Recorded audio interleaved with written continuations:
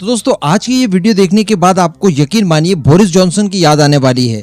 वो व्यक्ति केवल अपने बालों में उलझे हुए थे, बाकी वो पूरी तरह से सुलझे हुए थे। एक्चुअली उन्हें पता था कि प्रधानमंत्री पद पर बने रहने के बाद मुझे करना क्या है। आप थोड़ा सा ध्यान से देखिए कि पिछले साल दीपावली पर ही भारत और यूके के बीच में फ्री ट्रेड एग्रीमेंट को लेकर सारी तैयारियां पूरी हो गई थी। एक डेलीगेशन भारत का जाने वाला था यूके, जहां पर ग्रैंड लेवल पर ये एफटीए साइन होता भारत और यूके के बीच में। ऑफ कोर्स हमारे प्राइम मिनिस्टर भी जाने वाले थे इस दौरान, लेकिन इसी बीच बोरिस जॉनसन को अपना पद छोड़ना पड़ता है। उसके बाद लिज ट्रस यूके की प्राइम मिनिस्टर बन जाती है और सडनली भारत और यूके के बीच में होने वाले एफटीए को पोस्टपोन कर दिया जाता है और कहा जाता है कि देखिए इस साल तो हम लोग काफी व्यस्त हैं, थोड़ा सा इसे डिले कर दिया जाए और अगले साल इसे साइन कर लिया जाएगा। अब अगले साल यानी 2023 ये भी देखिए जून मंथ आ चुका है, लेकिन अभी तक इसके कोई भी ठिकाने नहीं है। एक्चुअली एफटीए जो भारत और यूके के बीच में होने वाला है, इसको लेकर हम लोग पहले भी डिस्कस कर चुके हैं कि ये भारत से ज्यादा यूके को फायदा देने वाला है। इस समय यूके को भारत जैसे बड़े मार्केट की बहुत आवश्यकता है।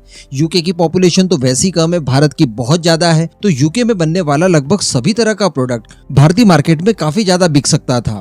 तो अल्टीमेटली यूके का बहुत फायदा था। हमारा नुकसान है ऐसा नहीं कहा, लेकिन यूके को हमसे ज्यादा फायदा हो रहा था। लेकिन हमारी भी इसके पीछे स्ट्रेटेजी ये थी कि यूके एक विंडो की तरह काम करता पूरे यूरोपियन यूनियन के लिए। हमारा माल जाता यूके में जितना कंज्यूम होना था होता, लेकिन उसके बाद यूके के ही ट्रेडर्स भारतीय माल को यूरोपियन यूनियन के मार्केट में उतार सकते थे, जिससे भारत के सस्ते और अच्छे माल की पब्लिसिटी ऑटोमेटिकली पूरे यूरोप में होने लगती। और कहीं ना कहीं चाइना का अल्टर बनने की कोशिश भारत इस एफटीए के माध्यम से करने जा रहा था। और वैसे भी इस समय डेवलप्ड नेशंस के साथ एफटीए होना हमारा बहुत ज्यादा जरूरी है। शुरुआत में चाइना ने भी कुछ इसी तरह के स्टेप लिए थे, तो आज हम लोग रिजल्ट उसका देख पा रहे हैं। लेकिन दोस्तों लिज ट्रस ने आते ही जब ये एफटीए को कैंसिल किया, उसके बाद से ये अभी आगे बढ़ ही नहीं पाया।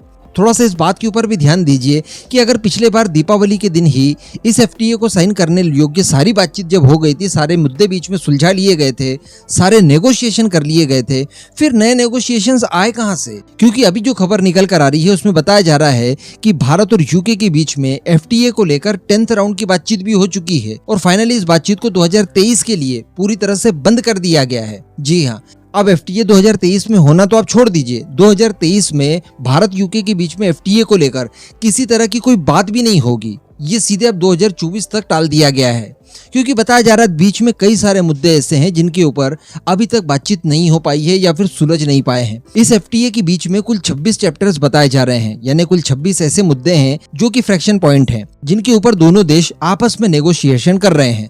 तो बताया जा रहा है कि इन 26 चैप्टर्स में से अभी केवल 14 चैप्टर्स ही कंप्लीट हो पाए हैं, तो लगभग अभी आधा सफर और बाकी है। तो अल्टीमेटली ये कहा जा सकता है कि 2023 तक तो अब खत्म ही हो गया समझ लीजिए। 2024 में नए सिरे से बात शुरू होगी, बचे हुए चैप्टर्स के ऊपर नेगोशिएशन होगा।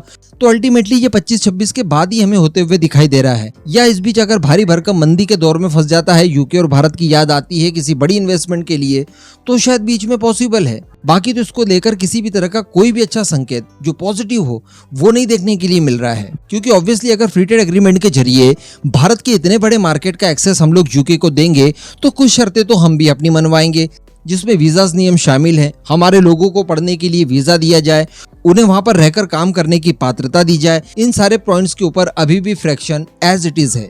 इसके अलावा जो प्रमुख फ्रैक्शन पॉइंट देखे जा रहे हैं उनमें इनोवेशन को लेकर कई सारे नए नियमों के ऊपर चर्चाएं चल रही है। यानी एफटीए के माध्यम से अगर इनोवेशंस किए जाते हैं दोनों देशों के बीच में, तो उसको लेकर क्या मापदंड रहेगा, इन सब को लेकर चर्चाएं चल रही है, जहां पर फ्रैक्शन पॉइंट है। इसके अलावा क्लाइमेट चेंज, इन सब को लेकर भी कई सारी बातों के ऊपर बातचीत चल रही है। इसके अतिरिक्त यूके ये चाहता है कि दोनों देशों के बीच में एकदम फ्री डेटा का प्रवाह हो, यानी जो भी कंपनीज आपस में ट्रेड वगैरह कर रही है फ्री ट्रेड एग्रीमेंट के माध्यम से, उनका डेटा एक दूसरे के साथ आसानी से शेयर किया जाए फुल फ्लो में, किसी तरह की कोई रोक टोक ना हो। जबकि भारत इसके लिए तैयार नहीं है। भारत डेटा को लोकलाइज बनाए रखने के लिए अभी भी प्रतिबद्ध दिखाई दे रहा है। इसके अलावा अभी कुछ ही समय पहले मैंने आपको एक वीडियो बनाकर बताया था कि विस्की ब्रांड को लेकर भी दोनों देशों के बीच में असहमति है।